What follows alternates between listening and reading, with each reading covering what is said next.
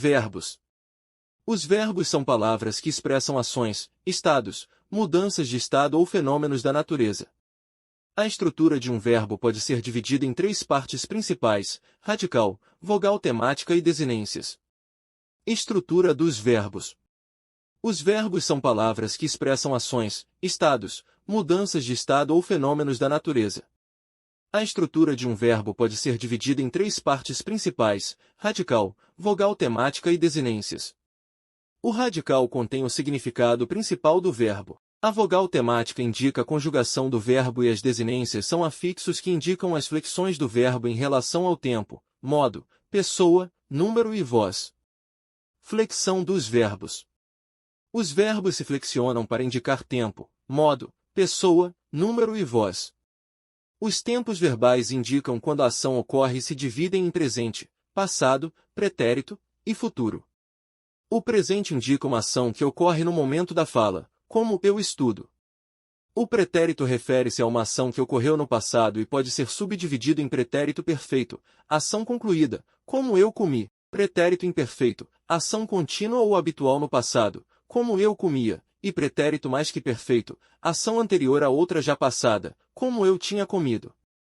O futuro indica uma ação que ocorrerá no futuro, podendo ser futuro do presente, eu estudarei, ou futuro do pretérito, eu estudaria.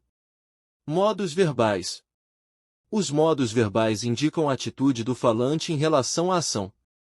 No modo indicativo, a ação é certa ou real, como em eu canto.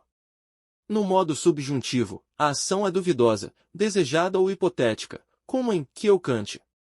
O modo imperativo expressa a ordem, pedido ou sugestão, como em cante você. Pessoa e número. Os verbos também se flexionam em pessoa e número, indicando quem realiza a ação, primeira, segunda ou terceira pessoa, singular ou plural. A primeira pessoa pode ser eu, singular, ou nós, plural. A segunda pessoa pode ser tu, singular, ou vós, plural. E a terceira pessoa pode ser ele, ela, singular, ou eles, elas, plural. Emprego de sentido dos diferentes tempos verbais. Os diferentes tempos verbais permitem a expressão de nuances de tempo e aspecto das ações. O presente do indicativo é usado para ações habituais ou verdades universais, como o sol nasce no leste. O pretérito imperfeito do indicativo é usado para ações habituais ou descritivas no passado, como eu jogava futebol quando era criança.